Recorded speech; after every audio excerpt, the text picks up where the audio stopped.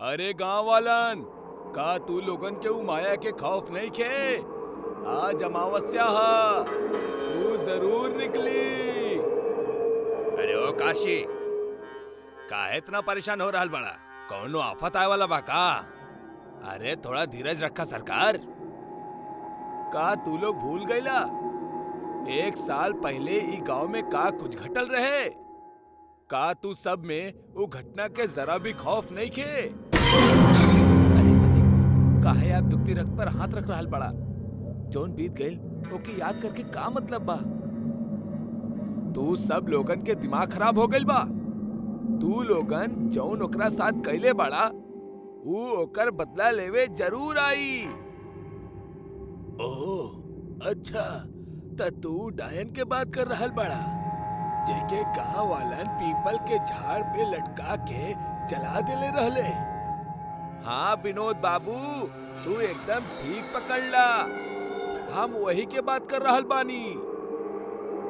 लेकिन आज अचानक 1 साल बाद तू ऊ बीतल बात के जिक्र काहे कर रहल बड़ा? ऊ डायन के कहानी तो वही जे खत्म हो गई जब गांव वाले ओकरा के जला देले रहले।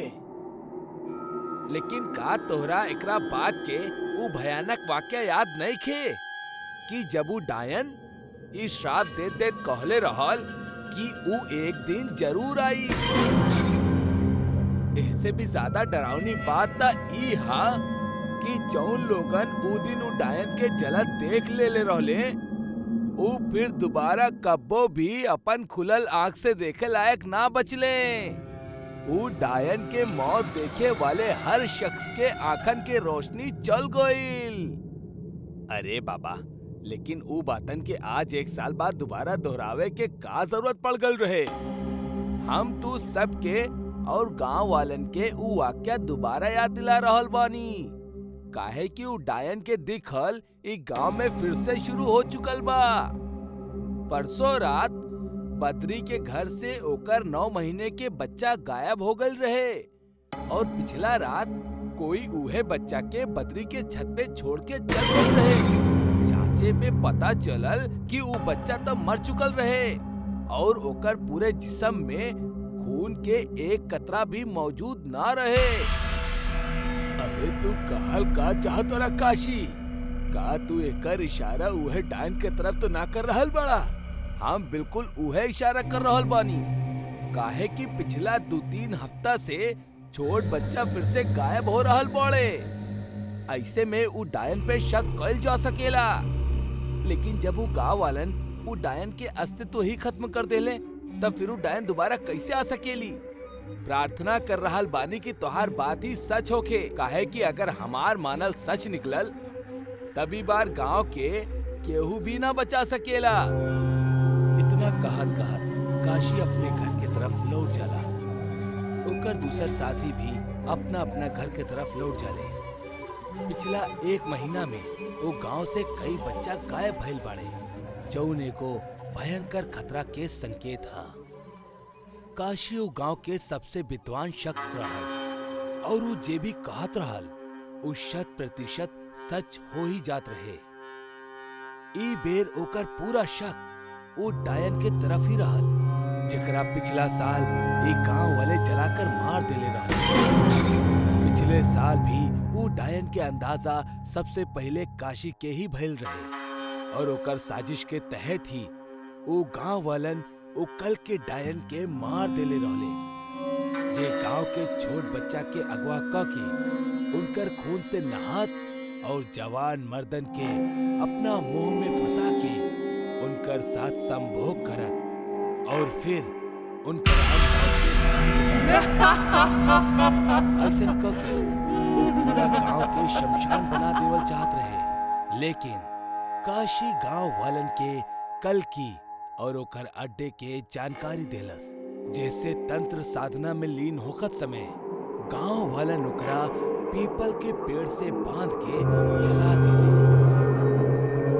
इस साजिश में शामिल हर एक शख्स या तो पागल हो गए या रहस्यमय ढंग से, सिवाय एक काशी के छोड़ के। कल की डायन के एगो खास बात रहे कि वो पूरा साल में सिर्फ 3 महीना की खातिर ही अपना तय खाना से निकलत रहे और अपना शिकार के भी तलाश करत रहे। वो 3 महीना के दौर अब शुरू हो चुकल रहे। कई बार भी काशी के शक सही साबित होगी या कहानी ऐसे भी भयंकर रूप ले ई हमनी आगे जानल जाई। रात के करीब 12:30 बजत रहले। काशी कौनो गहरा सोच में खोवल अपन खटिया पर लेटल रहे। कौनो वजह से ओकरा नींद ना आवत रहे शायद। कोई ओकर घर के दरवाजा खटखटावेला और एकर साथ ही काशी के भी सोच के बाद यही जे टूट जाला। काशी अंदर से ही आवाज लगावेला, कौन हा ई समय? जाने का आफत आ गईल। तब भी बाहर से एगो आवाज आवेला, अरे काशी भैया, अरे हम बानी, दूध वाला अजय। काशी के दिमाग वैसे ही सुन्न पड़ल रहे। वो बिना कुछ सोचे समझ ले दरवाजे की तरफ बढ़ल और दरवाजा खोलस। दरवाजा खुलने के साथ ही काशी पूरा सिर से पैर तक कांपे लागल और ओकर रोंगटा खड़ा हो गए। काशी हड़बड़ाइल और घबरात घबरात बोलस, तू कल की तू यही जा? हाँ, हम उहे बानी जे तू सोच रहल बाड़ा। हम कल की बानी और अपन मकसद पूरा करे आइल बानी जे बीतल साल अधूरा रह गइल रहे। और साथे साथ हमरा के अपन जुड़वा बहन के बदला भी त लेवे के बा। बहन? एकर मतलब हमने जेकरा के कल की डायन समझ के मरनी वो तू ना, तोहार हम शक्ल और लिबास में तोहार जुड़वा बहन रहे। हाँ, जेकरा के तू लोग कल की समझ के मारला वो हमार जुड़वा बहन रहली। तू निर्दयी लोग हमनी के कुटिया के पास पहुँच के हमनी के मार दे वाला बाड़ा। एकर अंदाजा हमनी के पहले ही हो गईल रहे। बाकी गांव के मूर्ख लोग ये बात से बिल्कुल बेखबर रहे कि हमार कौनो जुड़वा बहन भी बाड़ी और बस यही बात के पूरा फायदा हम और हमार बहन उठैनी। हमार बहन अब तक एगो ताकतवर डायन बनले ना रहली। ओही वजह से वो तोहनी लोगन के खातिर एकदम खतरा रहे। हम अपन बहन से वादा कैले रहनी ओकर मरे के बाद हम अपन काली विद्या के शक्ति से ओकरा के पुनर्जीवित कर देब। अफसोस हम ना कर पैनी और आज ठीक 1 साल बाद बरसात के पहला बूंद गिरत ही हम ई गांव में लौटैनी और अगला 3 महीना में ई गांव के हम पूरा तरह से खंडहर बना देब।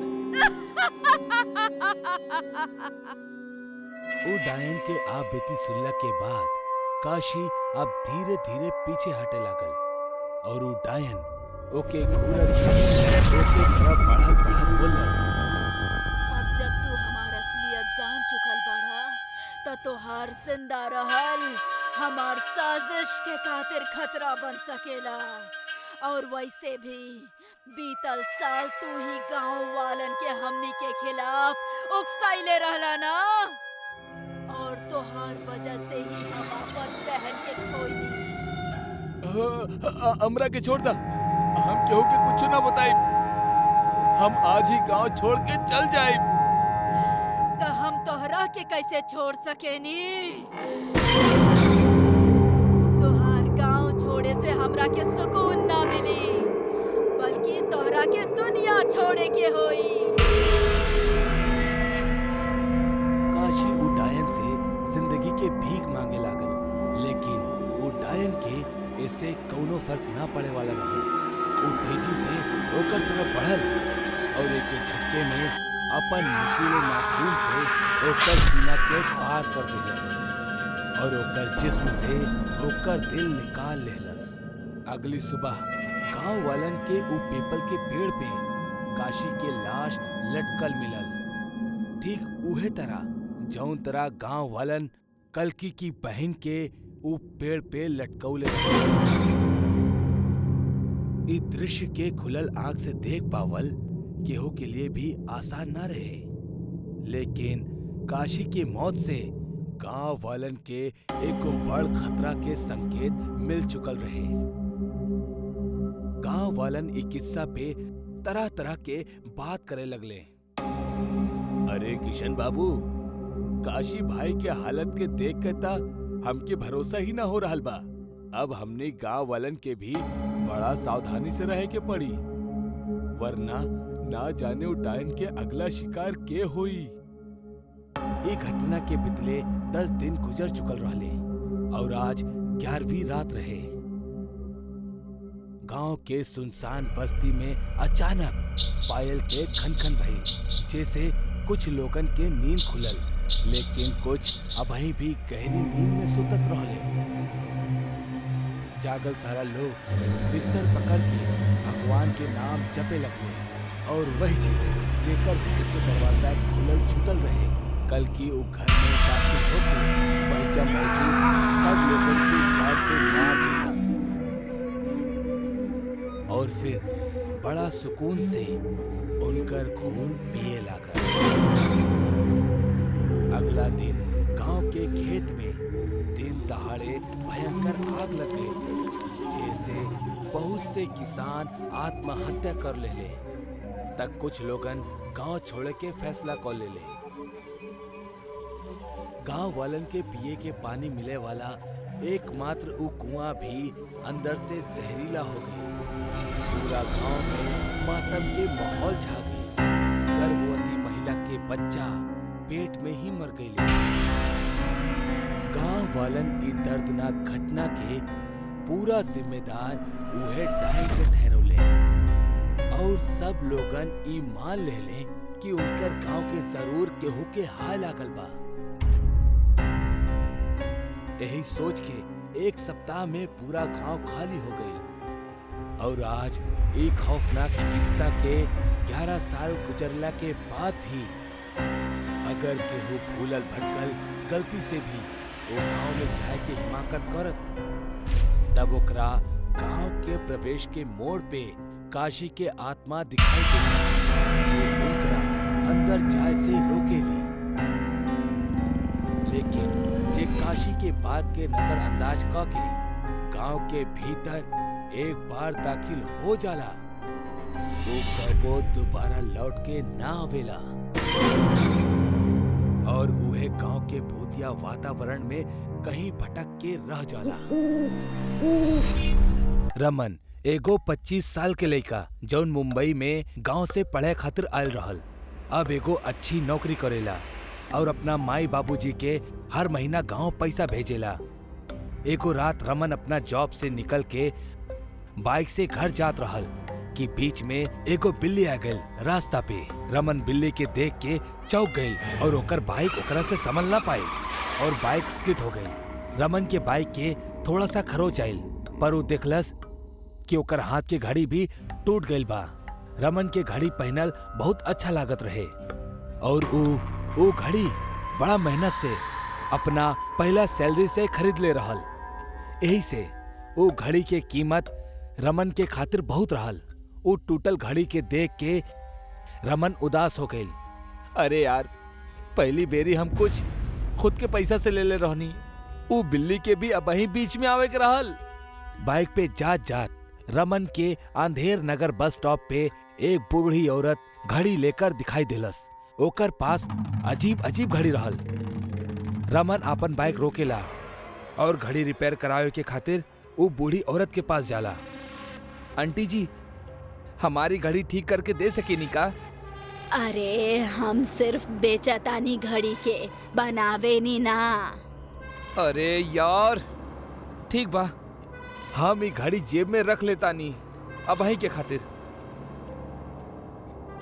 आंटी जी, हमके को घड़ी चाहिए। अच्छा, कवन चाही तहरा के? रमन उस सारा घड़ियन के देखेला, कुछ आकार में छोटी होकेली त कुछ बड़ी। रमन बहुत सोच के एगो घड़ी देखेला। उ घड़ी रमन के बहुत पसंद आवेली। हाँ, ई वाली दे दा। ई हमके बहुत अच्छा लागल। कितना पैसा भइल आंटी एकर?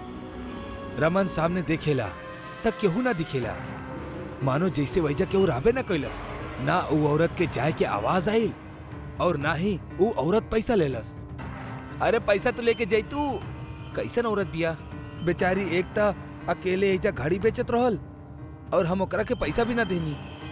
रमन अपना गाड़ी पे बैठे खातिर जाला कि तब बे कि ओकरा दूर से एगो आवाज सुनाई देलस। हमरा के पैसा चाहिए ही नहीं। ई आवाज कहाँ से आइल? आंटी कहाँ बाड़ी आप? रमन के केहू भी ना दिखत। अभी भी रमन घड़ी पहन लेवेला और वो बाइक शुरू करके निकल पड़ेला घर के खातिर। रास्ता में रमन के पीछे से एगो गाड़ी आवत रहल। गाड़ी के हॉर्न सुनत ही रमन पीछे से आवे वाला गाड़ी के जगह दे देलस और तब बे वो आईना में खुद के देखेला तो ओकरा दिखेला कि ओकर शक्ल कुछ बदलल लागता, जैसे कि उम्र बढ़ गई हो अचानक से। अरे ई कैसे हो गई? शायद आईना खराब हो गई हा, पूछ देता नहीं। रमन बाइक चलावत चलावत थक जाला। बीच में ओकरा एगो लड़का दिखेला जौन ओकरा से लिफ्ट मांगेला। वो लड़का के नाम राघव होला। लिफ्ट अंकल, लिफ्ट मिली का? हम तोरा के अंकल दिखे नी। कहाँ जाके बा बतावा? हमरा के बस आगे के गांव में जाए के बा, हमके घर जाए के बा। रमन थोड़ा देर के बाद पीछे देखेला ता राघव भी बूढ़ा दिखेला। देखा, तू भी बुढ़ा जात रहल बाड़ा। अरे हाँ, अब का करी हम? जब से हम घड़ी ले ले बानी हमके समझ में ना आवता का हो रहल बा। रमन के नजर राघव के घड़ी पर जाला। का तू जौन घड़ी पहनले बाड़ा ऊ अबही खरीद ले बाड़ा? हाँ, एगो आंटी आयल रहली बहुत सारी घड़ी लेके, उनकरा से हम ले लेनी। पैसा लेवे के पहले ही वो गायब हो गई नी। रमन के याद आवेला कि वो भी पैसा ना देले रहल वो बूढ़ी औरत के। मतलब ई उहे औरत दिया। रमन के गाड़ी बंद पड़ जाला। तोहार पैसा से ज्यादा कीमती हमरा तोहार जान बा। तुझे घड़ी पहन ले बाड़ा, ओकरा से तोहार सारा जवानी बुढ़ापा में बदल रहल बा और यही से अब हम जवान दिखब।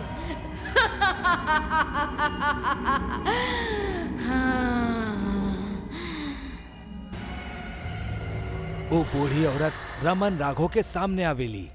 चुड़ैल अपना घूंघट उठावेली और जोर जोर से हंसे लागेली। तू भूत बाड़ू? हमके लगते रहल कुछ अजीब हो रहल बा। हम अपन घड़ी अबही के अबही हाथ से निकाल के तोड़ देता नी। फिर ई देखा।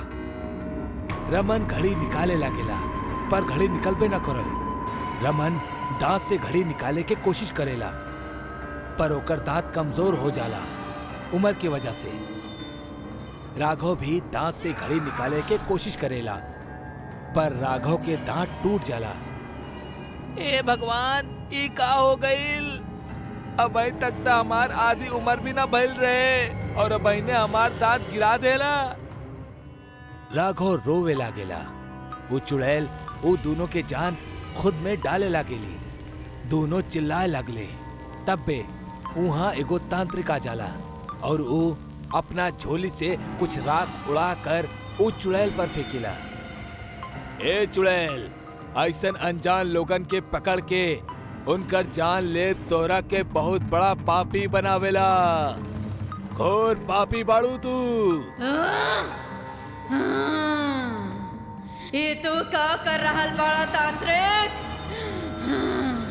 तोहरा के ही महंगा पड़ी।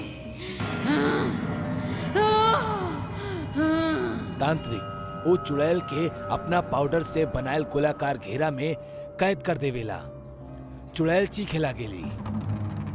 वो रमन राघव के जान लेला से पहले ही तांत्रिक ओकरा के कैद कर देवेला। शुक्रिया बाबा जी। ए शुक्रिया शुक्रिया। ए चुड़ैल कोनो साधारण चुड़ैल नहीं खे।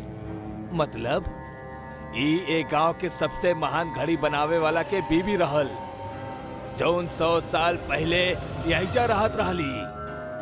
रानी अपना पति आर्यन के साथ खुशी खुशी रहत रहली, पर एक दिन ओकर पति के एगो ऐसन कल्पना सुझलस कि ऊ घड़ी बनावे के खातिर अपन पूरी जिंदगी कुर्बान कर देलस। आर्यन एगो ऐसन घड़ी बनावल चाहत रहल जौन बूढ़ा लोगन के जवान कर दे और जवान के बूढ़ा।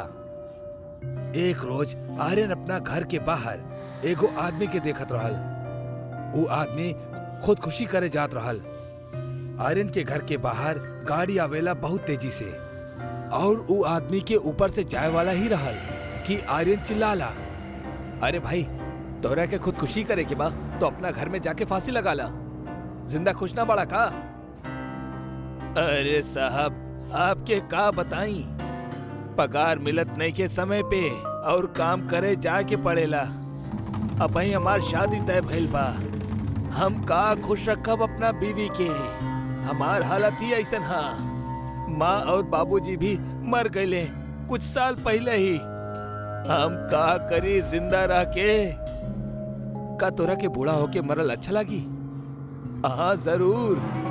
ठीक बा, ये घड़ी पहन ला और कुछ देर के खातिर सुत जा। आदमी सो जाला और उठ के देखेला तब वो बूढ़ा हो चुकल रहल। तू ई का कैला? हमरा के खुद के ऐसे ना देखे के बा। तू ही तो कहले रहला कि तोके ऐसे ही रहे के बा। हम खुदकुशी करे के चाहता नहीं, अब ऐसे जिंदा ना रहे के बा हमके। और तुहार बीबी और तू भी खुश ना रह पाइबा कब्बो।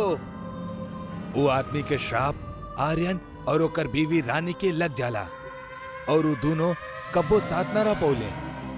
वो माना एक दूसरा से कहीं दूर चल गए रहले। और आज वो दिन हा जब वो हादसा भइल रहे।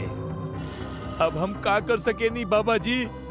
तोके तोहार जवानी वापस मिल सकेला अगर तू वो घड़ी हाथ से निकाल दा।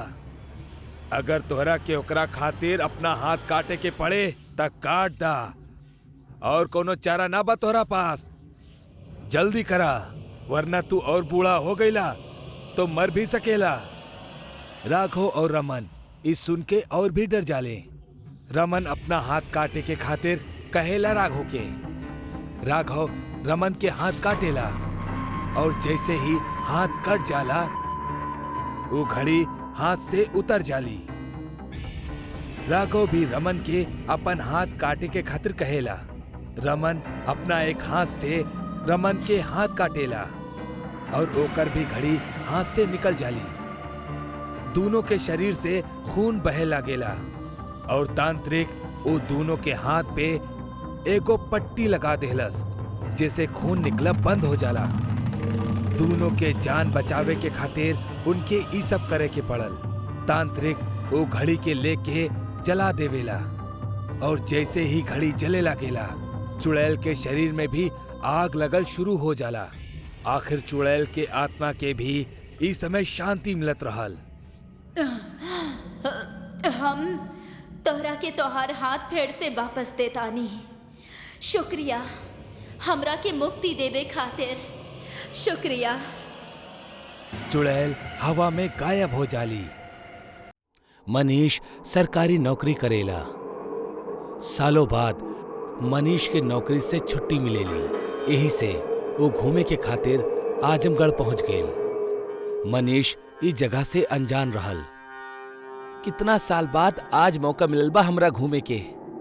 ये छुट्टी हम वसूल करके रहब, बहुत मजा करब। तब्बे मनीष सामने टंगल एगो बोर्ड दिखलस। मनीष गांव के अंदर कदम रखलस। ई गांव बहुत ही सुनसान बा, केहू दिखाई भी ना दे रहल बा। यहाँ बड़ा अजीब बात बाई। थोड़ा हवा चलेली। मनीष के आंख में कुछ चल जाला। ओकरा केहू चुड़ैल दिखेली और फिर वो गायब हो जाली। मनीष डर जाला। केहू बा यहाँ? तबे मनीष के केहू पीछे से धक्का देवेला।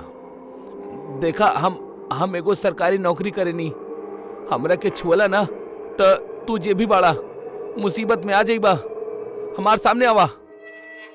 मनीष चुड़ैल के देख के अपन जान बचा के भागे लगेला। उ दाहिनी ओर जाला त चुड़ैल उहाँ खड़ी हो जाली और बाईं ओर जाला तो चुड़ैल उहाँ आ जाली। जहां जहां मनीष भागत चुड़ैल उहे आ जाली। तू ही बोलत रहला ना सामने आवा तो ला गई नी। अब डर के भागत काहे बाड़े? अब हमरा के ज्यादा तू तो पढ़ल लिखल दिखाई देवेला, तहरा के बाहर लिखल बोर्ड दिखाई ना देलस का?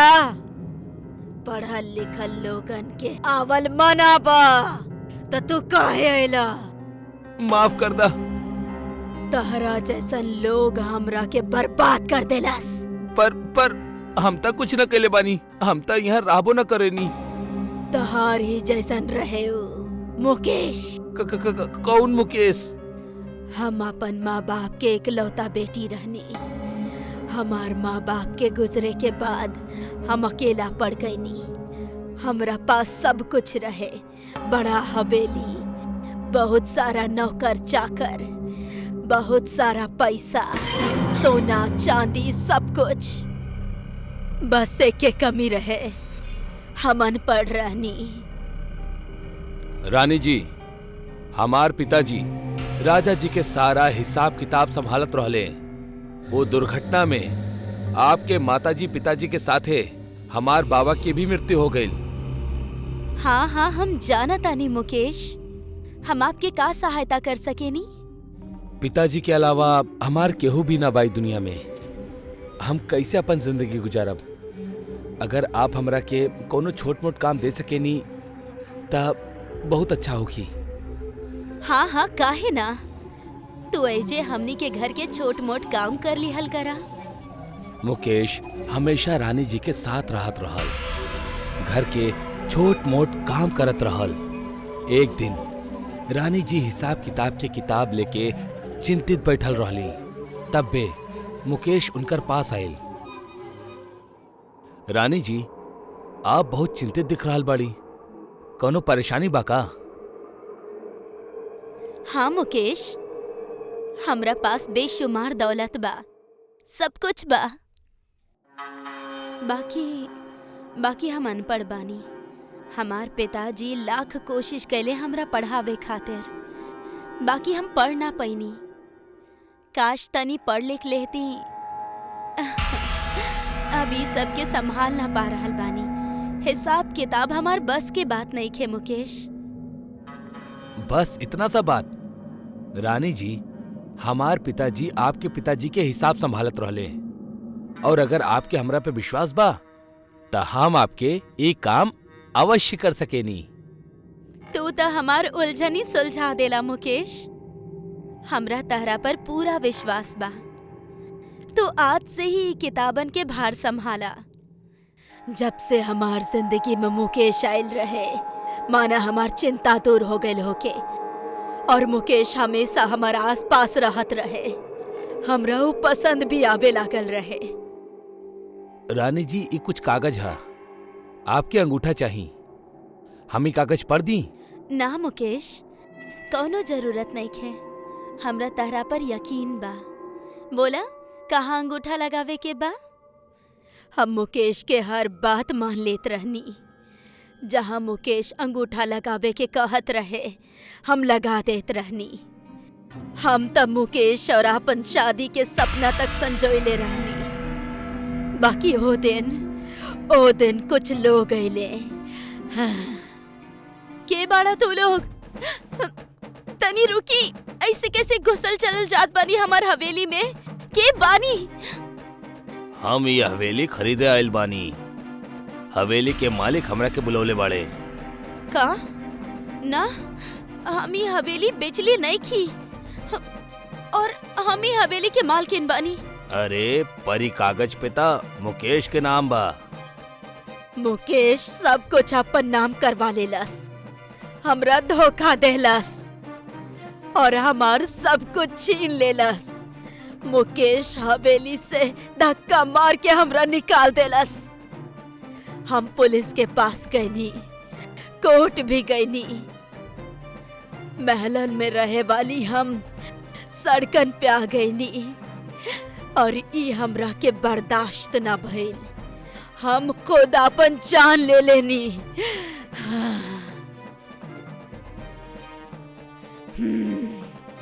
ओ दिन से हम चुड़ैल बन गईनी और हम एक एक करके सबके मार देनी। बाकी मुकेश हमारा हाथ से बच गईल। पर हम मुकेश ना बानी, हमरा के ज्यादा। हमरा के पता बा तू मुकेश नहीं खा, बाकी ओकरे खून बाड़ा। तोहरे बाप के नाम मुकेश बाना। हाँ। पिताजी की गलती के सजा हमरा के मत दा प्लीज। मनीष वहां से भागे लगेला। तब बे जोर से आंधी आवेली। मनीष कुछ देख ना पावेला। चुड़ैल मनीष के हवा में उठा के पटक देवेली। चुड़ैल मनीष के गर्दन धड़ से अलग कर देवेली और ओकर सिर गांव के बाहर टांगल बोट पे अटका देवेली। एक गांव में पढ़ल लिखल के आवल बनाबा।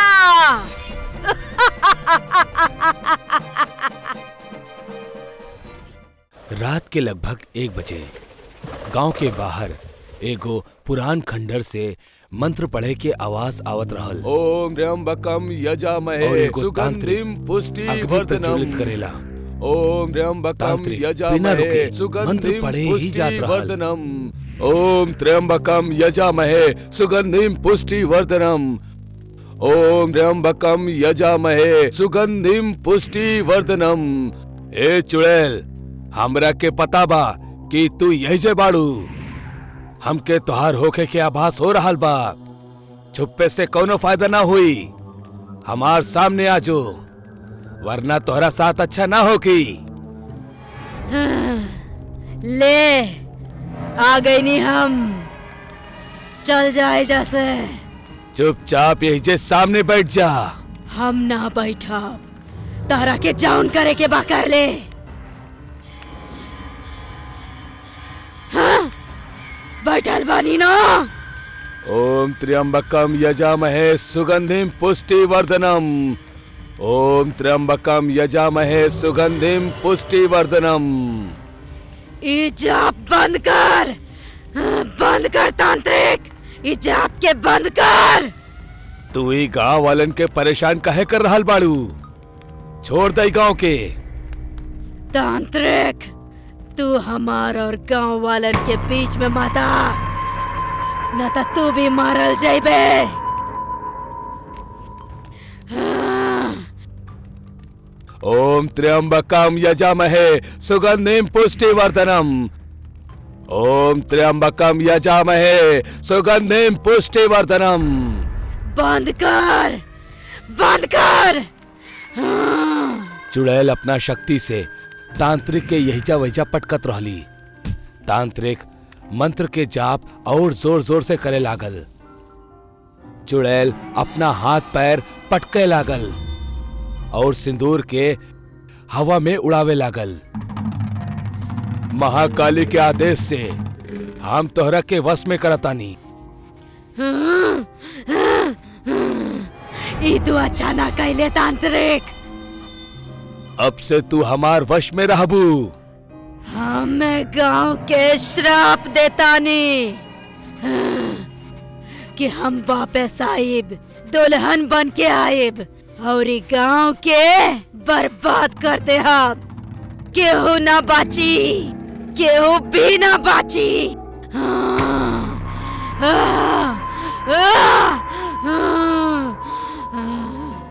कुछ दिन बाद गांव वाले चुड़ैल के भूल गए और ओकर श्राप के भी। जय नाम के एगो युवक अपन पढ़ाई पूरा करके 6 साल बाद गांव वापस आवत रहल। सारा परिवार वाले बहुत खुश रहले। अरे भाई जल्दी चला, ट्रेन आ गेल होखी। चला चला, हम तक कब से तैयार होके बैठल बानी। पर जब वो लोग स्टेशन पहुंचले त जय के साथे एगो लड़की रहल। पिताजी, ई हमार पत्नी हा राखी। तू तू तू शादी कब कर लेला? 3 महीना हो गई। सब कुछ बहुत जल्दी हो गई पिताजी। सोचनी आप दोनों के मिल के बताई। हमरा पता बा आप नाराज होखी, पर हमार बात सुनला के बाद ही फैसला करी। बात में कर ले हम। अरे वाह, कितना प्यारी बहू बाड़ी। अब घर चला, सारा बात घर जाके ही करी हा। चला। जय के पिताजी नाराज रहले, पर माँ खुश रहली। माँ, हमरा पता बा हम अच्छा न कहनी बिना बताए शादी करके, पर एक बार पिताजी अगर हमार बात सुन ली ही तो वो हमार सिचुएशन समझ जाई हैं। ई बात नहीं खेचे। तोहार पिताजी कौनो और बात से परेशान बड़े। उहे पुराना बात। कौन पुरान बात माँ? उहे चुड़ैल के श्राप कि ऊ वापस लौटी दुल्हन बनके। ऐसन कुछ ना होखी पिताजी। वो ढोंगी बाबा बस गांव वालों से पैसा इठे के खातिर झूठ बोलत रहल। अपना गांव से कितना लड़का लोग शहर में ही शादी कर ले। केहू के कुछ ना भइल, सब खुश बाड़े। आप चिंता मत करी, ऐसन कुछ ना होखी। ऐसन कुछ ना होखी, वही सही होखी बेटा। ऊ लोग बहू के लेके गांव पहुंचे ले। बहू घूंघट कर रखले रहल। जय के पिताजी अब वहीं भी काफी परेशान दिखत रहले। तबे जय के पिताजी के फोन पे एगो कॉल आवेला। का? कब? कैसे भइल? का भइल पिताजी? जौन ना होके के रहल, जौन तांत्रिक चुड़ैल के अपना वश में कैले रहल, ऊ मर गईल। का? जय के माँ अपना कमरा से एगो सोने के हार लेके बाहर आवेली। ई हम तारा खातिर बना के रखले रहनी, आज के दिन के खातिर। बेटा, आज तो हर मुंह दिखाई बाना। जय के माँ बहू के हाथ में ऊ हार दे देलस, और जैसे ही ओकर घूंघट उठल त ऊ डर के चीख पड़ल।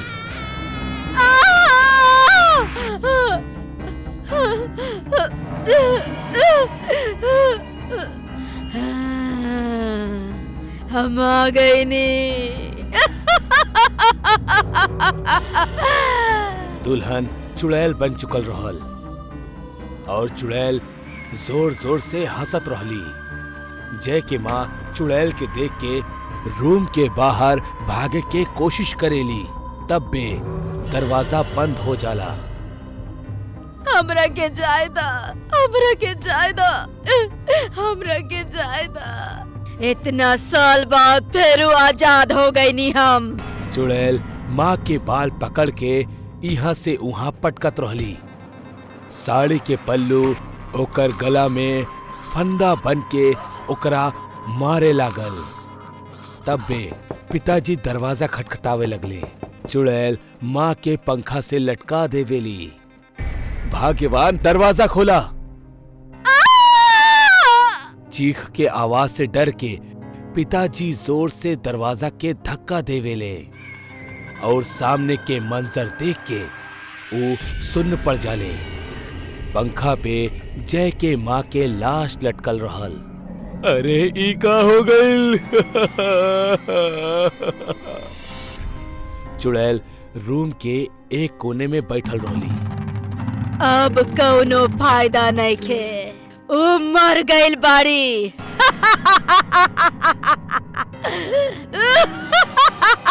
पिताजी यहाँ उहाँ भागे लगले। जय के नाम पुकारत पुकारत चुड़ैल भी ओकर पीछे भागेली। जय जय।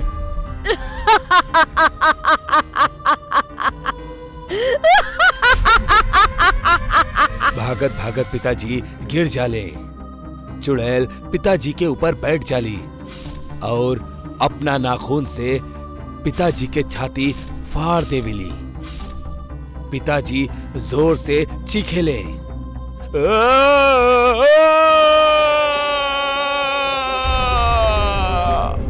तब बे जय घर के अंदर आवेला। कमाल हा, यही जा केहू नहीं के बहू आयल सब बेटा के भुला गईले। जय रूम में जाला। चुड़ैल अपना पीठ के तरफ खड़ल रहली। जय पीछे से चुड़ैल के बाहों में भर ले बेला। राखी कैसन लगल हमार घर और हमार माता पिताजी बोला। जय आईना में देखेला त ओकरा चुड़ैल दिखाई देवेली। जय डर से इहाँ उहाँ देखे लगेला। ओकरा माँ और पिताजी के लाश दिखाई देवेली। तब पे चुड़ैल अपना हाथ से जय के गला काट देवेली। दुल्हन चुड़ैल गांव के हर घर में जाके लोगन के मार देवेली।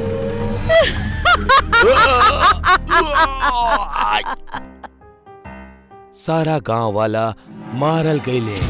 गांव फना हो गए। हम कहले रहनी हम वापस साहिब दुल्हन बन के।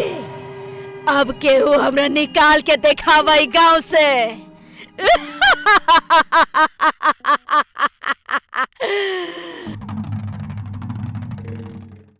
एक रात डॉक्टर फ्रेडी अपना लैब में एक एक्सपेरिमेंट करत रहले। लैब में उनकरा अलावा और केहू न रहल। वो बहुत ही ध्यान लगा के वो एक्सपेरिमेंट के अंजाम देत रहले। उनकर चेहरा एगो कपड़ा से ढका रहल और सर गंजा रहे। वो बड़ा ही सावधानी से एगो गुलाबी रंग के मिश्रण और एगो हरा रंग के मिश्रण के अपना दोनों हाथ से हिलावत रहले। अभी दो मिश्रण के मिक्स होती हमार प्रयोग सफल हो जाई और हमार जलल चेहरा फिर से पहले की ही तरह दिखे लागी। मिश्रण अच्छा तरह से हिलावे के बाद वो दोनों मिश्रण के नीचे टेबल पे रख देले और अपना मुंह से कपड़ा हटौले। कपड़ा हटावत ही उनकर जलल भयानक चेहरा सामने आ गईल। डॉक्टर फ्रेडी दोनों रंग के मिश्रण के उठौले और बहुत सावधानी और धीरे धीरे हरे मिश्रण के गुलाबी मिश्रण में डाले लगले। डॉक्टर फ्रेडी जब मिश्रण के डालत रहले तब अचानक लैब के खिड़की खुलल और डॉक्टर फ्रेडी डर गईले। डरे के कारण उनकर ध्यान भटक गई और वो हरा रंग के मिश्रण उनकर दोनों हाथ पे गिर गई। वो उबलत मिश्रण हाथ पे गिरे के कारण उनकर उंगली जले लागल और उंगली से धुआं निकले लागल। डॉक्टर फ्रेडी और भी ज्यादा डर गए।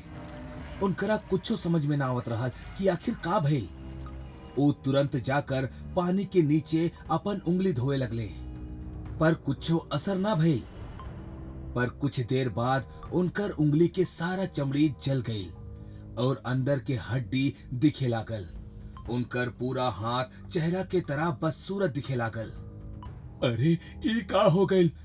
अब हम ये सब ठीक कैसे करब? ये हरा मिश्रण तो हमार पूरा चमड़ी ही जला देहलस। डॉक्टर फ्रेडी बहुत ही उदास हो गए काहे कि उनकर एक्सपेरिमेंट फेल हो गल रहे। पर अचानक उनकर नजर गुलाबी मिश्रण पे पड़ल और उनकर दिमाग में एगो तरकीब आई। अगर ये गुलाबी मिश्रण हमार काम आ जाओ तब शायद हमार हाथ ठीक हो सकेला। हमरा एगो कोशिश तो करे के ही होगी। डॉक्टर फ्रेडी अपना कांपत कांपत अंगुली से गुलाबी मिश्रण के उठौले और अपना हाथ पे डाले लगले। उनकर जलल उंगली से फिर से धुआं निकलब शुरू हो गई पर ई बेर उनकरा जलन ना भइल। कुछ देर बाद उनकर उंगली की चमड़ी फिर से आवे लागल। अरे ई तो बहुत अच्छा भइल। अब हमार हाथ हमरा शरीर से अलग ना दिखी। पर डॉक्टर फ्रेडी दिखले कि उनकर दोनों हाथ के नाखून अब कौनो चाकू की तरह लंबा, मोटा और नुकीला लागत रहले। डॉक्टर फ्रेडी अपना नाखून के देखकर खुश होके लगले और जोर जोर से हंसे लगले। हमार चेहरा ठीक ना भइल तक का हो गइल? अभी नाखून ही हमार सबसे खतरनाक हथियार बनी। अगला रात के एगो आदमी रास्ता पे चलत रहल। बहुत रात होखला के वजह से चारों तरफ अंधेरा रहल। वो धीरे धीरे घर के तरफ बढ़त रहल। अचानक ओकरा पीछे कोनो आहट सुनाई देहलस। ऊ मुड़ कर देखलस तो अंधेरा में केहू खड़ा दिखाई देत रहल। के बा भैया? अचानक वो आदमी के दो हाथ दिखे लगले, जिनकर उंगली पे बड़ बड़ चाकू जैसे नाखून रहले। वो आदमी बहुत डर गई और डर के मारे चिल्लाए लागल। अगला सुबह पुलिस के ऊ आदमी के लाश उहे सड़क पे पड़ल मिलल। ओकर बड़ा ही बेरहमी से कत्ल कइल गइल रहे। पुलिस के जब ओकर लाश मिलल तब ओकर चेहरा पे 5 होल रहे, जैसे खून बहत रहल। ऊ होल कोनो नुकीला चीज से बनावल गइल रहे और उहे से ऊ आदमी के मौत हो गई। ऑफिसर कुमार ई मर्डर के जांच करत रहले। का आसपास कोनो मर्डर वेपन मिलल या कोनो और सुराग? ना सर, पूरा एरिया छान मरनी, कहीं पे भी कोनो वेपन या कोनो सुराग ना मिलल सर।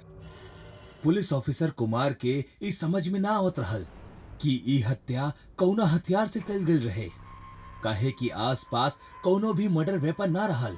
ऑफिसर कुमार और उनका टीम पूरा 2 दिन तक इन्वेस्टिगेशन कइले, पर उनकरा हाथ कुछो भी सबूत ना लागल। 2 दिन बाद फिर रात के एगो औरत के उहे सड़क पर हत्या कइल गई। ऑफिसर कुमार और उनका टीम वहां पे जांच करे खातिर पहुंच गई। ऑफिसर कुमार देखले कि ई औरत के चेहरा पे भी बिल्कुल वैसे ही 5 होल रहल और उनसे खून बहत रहल। पर ई बेरी एगो बात अजीब और चौंका दे वाला रहल। ऊ औरत के माथा पे जौन होल रहल ओमे कुछ फसल रहे। ऑफिसर कुमार ऊ चीज के निकाल के देखले और ओपे से खून साफ करके ओकरा ध्यान से देखे लगले। आखिरी चीज बा का लागता इहे नुकीला चीज से ई औरत के हत्या भइल बा। सर, ई तो कोनो नाखून के तरह दिख रहल बा। पर ई कोनो जानवर के नाखून नइखे लागत, ई जरूर कोनो इंसान के नाखून हा। पर सर, कौनो आदमी के इतना बड़ा नाखून कैसे हो सकेला? उहे ता हमनी के पता लगावे के बा। ध्यान से देखा तब्बे तो पता चली कि ई नाखून बीच से ना टूटल बा, बल्कि उंगली से ही अलग हो गइल बा। एगो काम करा, एकरा टेस्टिंग के खातिर फॉरेंसिक लैब भेजा और ए पर जौन खून बा ओकर डीएनए वेरीफाई करा। फिर हमनी डेटा में ई कैसे मैच करेला वो देखल जाई। एक सुबह जब ऑफिसर कुमार पुलिस स्टेशन में बैठल रहले तब हवलदार हाथ में एगो फाइल लेकर भागत भागत आइल। सर, वो नाखून केकर हा पता चल गइल बा। के हाउ? सर, एगो साइंटिस्ट हा, डॉक्टर फ्रेडी नाम है उनकर। चला उनके घर। ऑफिसर कुमार और हवलदार स्टेशन से सीधे डॉक्टर फ्रेडी के लैब में पहुंचले। वो पहुंचले तो देखले कि लैब पे ताला लागल बा और डॉक्टर फ्रेडी वहां ना रहले।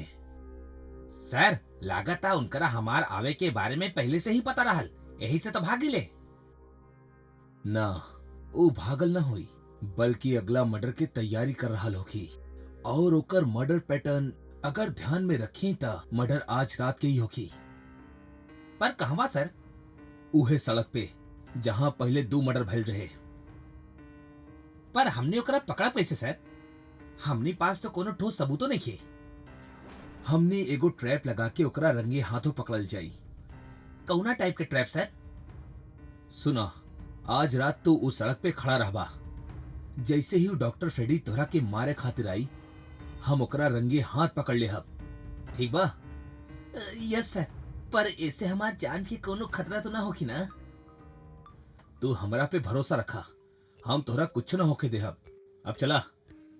ऑफिसर कुमार और हवलदार वहां से चल गए। रात हो गई। वो हवलदार प्लान के मुताबिक उस सड़क पे जाके खड़ा हो गई और ऑफिसर कुमार थोड़ा दूर झाड़ी में जाके छिप गए। चारों तरफ बिल्कुल शांति रहे। दूर से सिर्फ जंगली जानवर के चिल्लाए के आवाज आवत रहल। अचानक हवलदार के ओकरा पीछे केहू के चले के आवाज आवे लागल। ओ पीछे मुड़ के देखलस त अंधेरा में केहू चल के ओकर ओर आवत रहल। जब वो आदमी रोशनी में आइल त हवलदार देखलस कि वो इंसान केहू और ना बल्कि डॉक्टर फ्रेडी ही रहल। डॉक्टर फ्रेडी के भयानक नाखून और बदसूरत चेहरा अंधेरा में और भी खूंखार लागत रहल। हवलदार थोड़ा डर गई और पीछे पीछे जाए लागल। यहाँ ऑफिसर कुमार दिखले कि डॉक्टर फ्रेडी वहाँ आ चुकल बा। यही से ऊ भी हवलदार की तरफ भागल। ऑफिसर कुमार वहाँ पहुँचले इससे पहले डॉक्टर फ्रेडी अपना दोनों हाथ के नाखून हवलदार के छाती में घुसा देलस और झट से बाहर निकाल लेलस। हवलदार के छाती में 9 छेद हो गई, काहे कि डॉक्टर फ्रेडी के एगो नाखून पहले ही टूट चुकल रहे। सारा छेद से खून बहे लागल और हवलदार नीचे गिर गई। इतना में ऑफिसर कुमार वहां पर पहुंचल और अपना बंदूक निकाल के डॉक्टर फ्रेडी पे फायर कर देले। डॉक्टर फ्रेडी के सीना में गोली लागल और ऊ वही जे नीचे गिर के मर गई। जैसे ही ऊ मरल ओकर सारा नाखून ओकर उंगली से अलग होके नीचे गिर गई। ऑफिसर कुमार वही जे हवलदार के बगल में खड़ा होके फोन पे एम्बुलेंस वाले के बुलावत रहल। ऊ भी बहुत घबरायल रहे, काहे कि ओकर पूरा जिंदगी में ऊ डॉक्टर फ्रेडी जैसा इंसान ना दिखले रहल। डॉक्टर फ्रेडी के मरला के बाद आखिरकार मौत के ऊ भयानक मंजर खत्म हो गई।